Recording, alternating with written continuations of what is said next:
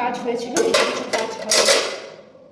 Video করতে করতে কাজ করা যায় না, কারণ কাজ করলে তোমরা আবার কিছু কথা শুনতে পারবে না। আর এখন যদি কথাগুলো না বলি, কারণ আবার বেরিয়ে পড়বো তারাগুলোর মধ্যে, আর বলা হবে না।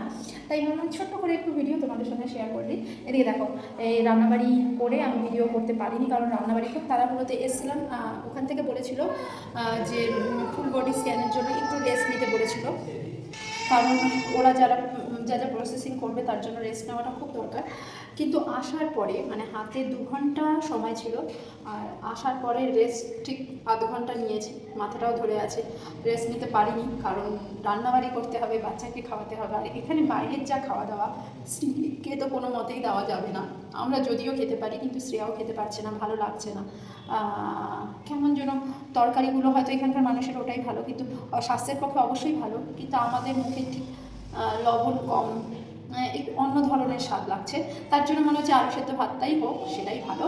আর এদিকে দেখো, তেল, টমেটো, একটু আলু কিনে নিয়ে এসেছিলাম, আর লবণ, হলুদ, এগুলো জিনিস, চাল, এই কটা জিনিস কিনেছি। বাড়ি থেকে এই যে চিড়া নিয়ে এসেছি, ডাল নিয়ে এসেছি, আর ছাতু, এই কয়টা জিনিস নিয়ে এসেছি। আর এখান থেকে কলা টলা কিনে নিয়েছি। তো এখন দুপুরে আলু সেদ্ধ ভাত আর ওদের ডিমের মামলেট, হ্যাঁ, এটাই রান্না করে ছটপট করে খেয়ে নিলাম। এখনই আবার বেরিয়ে যাব, 4:45 শ্রেয়ার দেখানো আছে।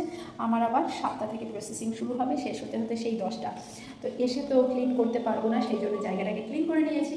আর আমরা মেয়েরা যেখানেই যাই না কেন, রেস্ট আর হয় না বাচ্চাদের জন্য।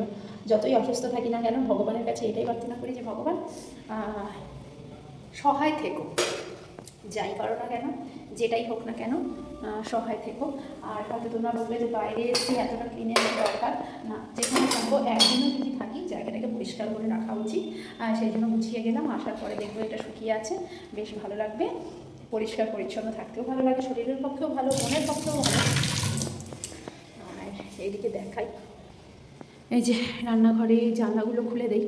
আর এই যে সাইডে আর একটা জানলা আছে, ও পাশে বাড়ি ঘরগুলো আছে। আর এই ঘরটায় আমরা আছি। এই ঘরে একটা বেড ছিল, সেই বেডটাকে খুলে ওই ঘরে নিয়ে নিয়েছি।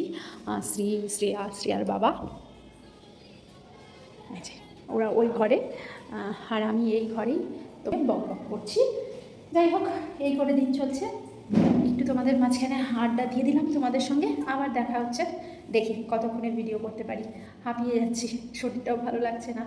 আর ওরা বলেছিল বারবার করে যে একটু রেস্ট নিয়ে আসতে, কিন্তু যেগুলো প্রসেসিং হবে সেগুলো, ইনজেকশন হোক বা যা পরিস্থিতি হবে সেগুলো ঝেলার জন্য ইনজেকশন মানে একটু রেস্ট নিয়ে যেতে, যে শরীর সার্ভাইভ করবে না।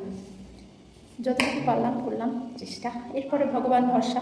হয়তো আমাকে দেখেও বুঝতে পারছো যে শরীর আর চলছে না, কিন্তু কী করা যাবে, বাচ্চাদের জন্য তো বাঁচতে হবে, ভালো থাকতে হবে।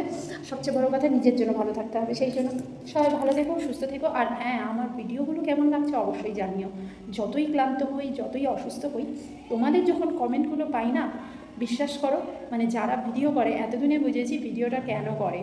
মানে যখন কমেন্টগুলো পাই, ভালো ভালো কমেন্টগুলো, তখন অবশ্যই বাঁচার ইচ্ছা অনেক গুণ বেড়ে যায়, এবং আরও বেশি বেশি করে ভিডিও করার ইচ্ছা হয়।